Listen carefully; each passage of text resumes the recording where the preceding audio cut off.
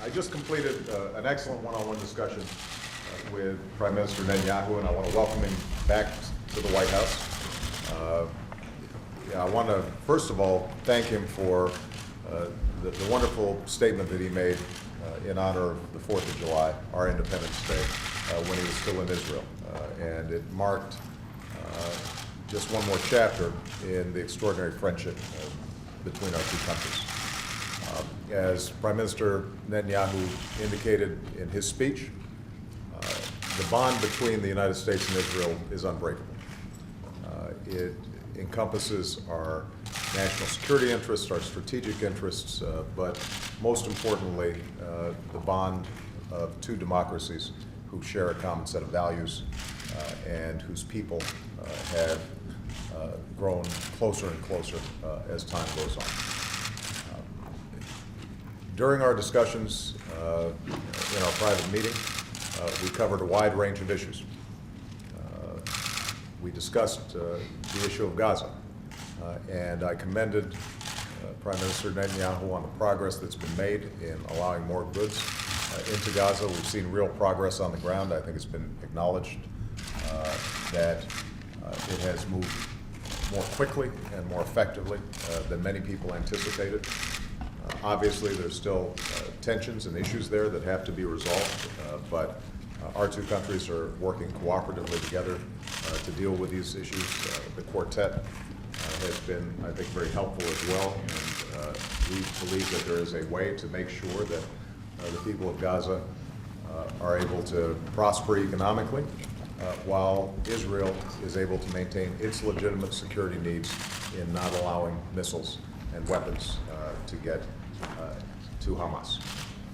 We discussed the issue of Iran, and we pointed out that as a consequence of some hard work internationally, we have instituted through the UN Security Council the toughest sanctions ever directed at an Iranian government. In addition, last week I signed our own set of sanctions coming out of the United States Congress, as robust as any that we've ever seen. Other countries are following suit, and so we intend to continue to put pressure on Iran to meet its international obligations and to cease the kinds of provocative behavior that has made it a threat to its neighbors and the international community. We had an extensive discussion about the prospects for Middle East peace. I believe that Prime Minister Netanyahu wants peace. I think he's willing to take risks for peace. And during our conversation, he once again reaffirmed his willingness to engage in serious negotiations with the Palestinians around what I think should be the goal, not just of the two principles involved, but the entire world, and that is two states living side by side in peace and security. Israel's security needs met, the Palestinians having a sovereign state that they call their own. Those are goals that have obviously escaped our grasp for decades now, but now more than ever, I think, is the time for us to seize on that vision. And I think that Prime Minister Netanyahu is prepared to do so. It's going to be difficult. It's going to be hard work. But we've seen already proximity talks taking place. My envoy, George Mitchell, has helped to organize 5 of them so far. We expect those proximity talks to lead to direct talks. And I believe that the government of Israel is prepared to engage in such direct talks, and I commend the Prime Minister for that. There are going to need to be a whole set of confidence-building measures to make sure that people are serious and that we're sending a signal to the region that this isn't just more talk and more process without action. I think it is also important to recognize that the Arab states have to be supportive of peace because although ultimately this is going to be determined by the Israeli and Palestinian peoples, they can't succeed unless you have the surrounding states having a greater investment in the process than we've seen so far. Finally, we discussed issues that arose out of the Nuclear Nonproliferation Conference. And I reiterated to the Prime Minister that there is no change in U.S. policy when it comes to these issues. We strongly believe that given its size, its history, the region that it's in, and the threats that are leveled against us, against it, that Israel has unique security requirements. It's got to be able to respond to threats or any combination of threats in the region, and that's why we remain unwavering in our commitment to Israel's security. The United States will never ask Israel to take any steps that would undermine their security interests. So I just want to say once again that I thought the discussion that we had was excellent. We've seen over the last year how our relationship has broadened. Sometimes it doesn't get publicized, but on a whole range of issues, economic, military to military, issues related to Israel maintaining its qualitative military edge,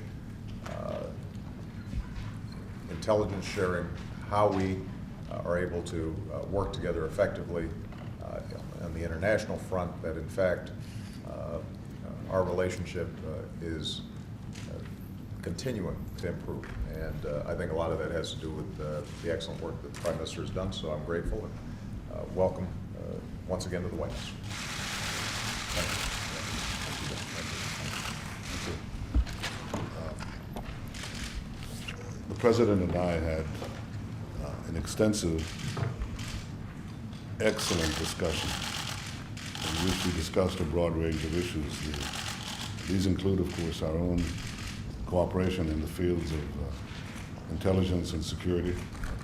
And exactly as the President said, it is extensive. Not everything is seen by the public, but it is seen and appreciated by us. We understand fully that we will work together in the coming months and years to protect our common interests, our countries, our peoples against new threats. And at the same time, we want to explore the possibilities of peace. The greatest new threat on the horizon, the single most dominant issue for many of us, is the prospect that Iran would acquire nuclear weapons. Iran is brutally terrorizing its people, spreading terrorism far and wide. And I very much appreciate the President's statements that he is determined to prevent Iran from acquiring nuclear weapons. That has been translated by the President into his leadership at the Security Council, which passed sanctions against Iran, by the U.S. bill that the President signed just a few days ago. And I urge other leaders to follow the President's lead and other countries to follow the U.S. lead to adopt much tougher sanctions against Iran, primarily those directed against its energy sector. As the President said, we discussed a great deal about activating, moving forward, the quest for peace between Israel and the Palestinians. We're committed to that peace. I'm committed to that peace. And this peace, I think, will better the lives of Israelis, of Palestinians, and it certainly would change our region. Israelis are prepared to do a lot to get that peace in place. But they want to make sure that after all the steps they take, that what we get is a secure peace. We don't want a repeat of a situation where we vacate territories and those are overtaken by Iran's proxies and used as launching ground for terrorist attacks or rocket attacks. I think there are solutions that we can adopt. But in order to proceed to the solutions, we need to begin negotiations in order to end them. We've begun proximity talks. I think it's high time to begin direct talks. I think with the help of President Obama, President Abbas and myself should engage in direct talks to reach a political settlement of peace, coupled with security and prosperity. This requires that the Palestinian Authority prepare its people for peace, schools, textbooks, and so on. But I think at the end of the day, peace is the best option for all of us, and I think we have a unique opportunity and a unique time to do it. The President says that he has a habit of confounding all the cynics and all the naysayers and all those who preclude possibilities, and he's shown it time and time again. I think I've had my opportunity to confound some cynics myself, and I think if we work together with President Abbas, then we can bring a great message of hope to our peoples, to the region, to the world. One final point, Mr. President, I want to thank you for reaffirming to me in private and now in public, as you did, the long-standing U.S. commitments to Israel on matters of vital strategic importance. I want to thank you, too, for the great hospitality you and the First Lady have shown Sarah and me, our entire delegation. And I think we have to redress the balance. I've been coming here a lot. It's about time you and the First Lady came to Israel. So We look forward to it. Thank you. Thank you very much. Thank you. All right, we've got time for one question each. I'm going to call on Stephen Collison, AFP. Thank you, Mr. President. As part of the steps which need to be taken to move proximity talks onto direct talks, do you think it would be helpful for Israel to extend the partial settlement moratorium, which is set to expire in September? If I could just briefly ask the Prime Minister, with regards to the sanctions you mentioned, do you think that these measures will contain or halt Iran's nuclear program where others have failed? Well, let me first of all say that I think the Israeli government, working through layers of various governmental entities and jurisdictions, have shown restraint over the last several months that I think has been conducive to the prospects of us getting into direct talks. And my hope is that once direct talks have begun, well before the moratorium has expired, that will create a climate in which everybody feels a greater investment in success. Not every action by one party or the other is taken as a reason for not engaging in talks. So there ends up being more room created by more trust. So I want to just make sure that we sustain that over the next several weeks. I do think that there are a range of confidence-building measures that can be taken by all sides that improve the prospects of a successful negotiation. And I've discussed some of those privately with the Prime Minister.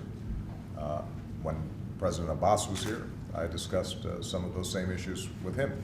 I think it's very important that the Palestinians not look for excuses for incitement, that they are not engaging in provocative language, that at the international level they are maintaining a constructive tone as opposed to looking for opportunities to embarrass Israel.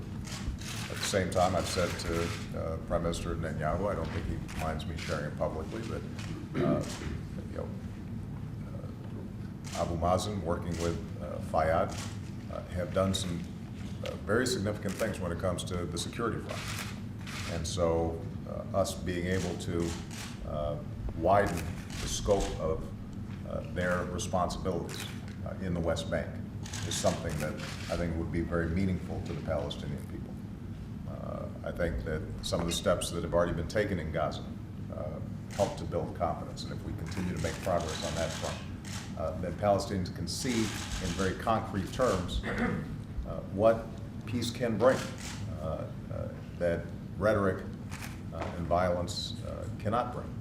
And that is people actually having an opportunity to raise their children and make a living, and buy and sell goods, and build a life for themselves, which is ultimately what people in both Israel and the Palestinian territories want. So. I think the latest sanctions adopted by the UN create illegitimacy or create delegitimization for Iran's nuclear program, and that is important. I think the sanctions the president signed the other day actually have teeth. They bite. The question is, how much do you need to bite is something I cannot answer now. But if other nations adopted similar sanctions, that would increase the effect. The more like-minded countries join in the American-led effort that President Obama has signed into law, I think the better we'll be able to give you an answer to your question. Somebody want to Mr. President, in the past year, you distanced yourself from Israel and gave a cold shoulder to the Prime Minister. Do you think this policy was a mistake? Do you think it contributes to the bashing of Israel by others? And is that you change it now? And do you trust now Prime Minister Netanyahu? And if I may, Mr. Prime Minister, specifically, did you discuss with the President the continuing of the freezing of settlement after September? And did you told him that you're going to keep on building after this period is over? Let me first of all say that the premise of your question was wrong, and I entirely disagree with it. If you look at every public statement that I've made over the last year and a half, it has been a constant reaffirmation of the special relationship between the United States and Israel, that our commitment to Israel's security has been unwavering. And in fact, there aren't any concrete policies that you could point to that would contradict that. And in terms of my relationship with Prime Minister Netanyahu, I know the press, both in Israel and stateside, enjoys seeing if there's news there. But the fact of the matter is that I've trusted Prime Minister Netanyahu since I met him before I was elected president, and have said so both publicly and privately. I think that he is dealing with a very complex situation in a very tough neighborhood. And what I have consistently shared with him is my interest in working with him,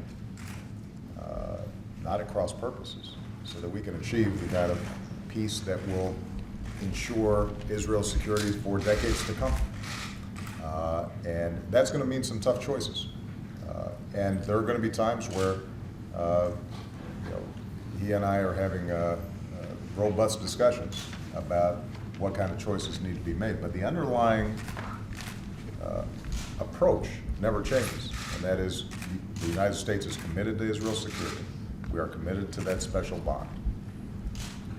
And we are going to do what's required to back that up, not just with words, but with actions.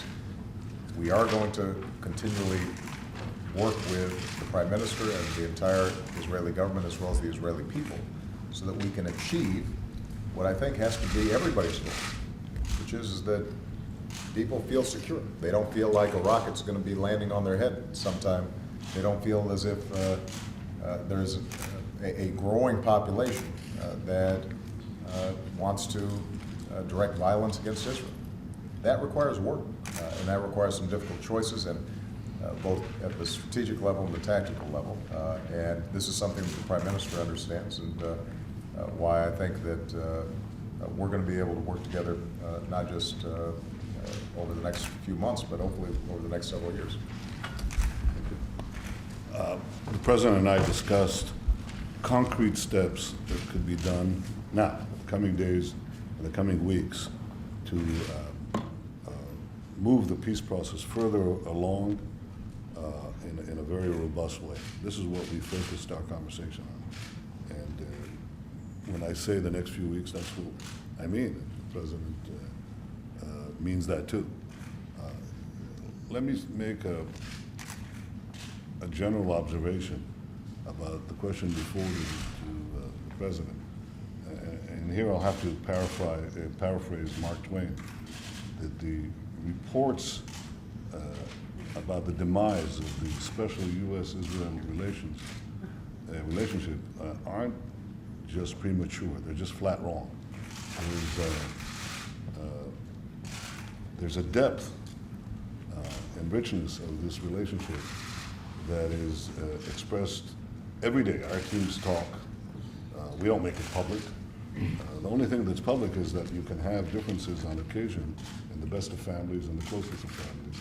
That comes out public, and sometimes in a twisted way too. What is not told is the fact that we have an enduring bond of values, interests, beginning with security, in the way that we share both information and other things to help the common defense of our common interests, and many others in the region who don't often admit to the beneficial effect of this cooperation. So I think there's, the President said it best in his speech in Cairo. He said, in front of the entire Islamic world, he said, the bond between Israel and the United States is unbreakable. And I can affirm that to you today. Thank you very much, everybody.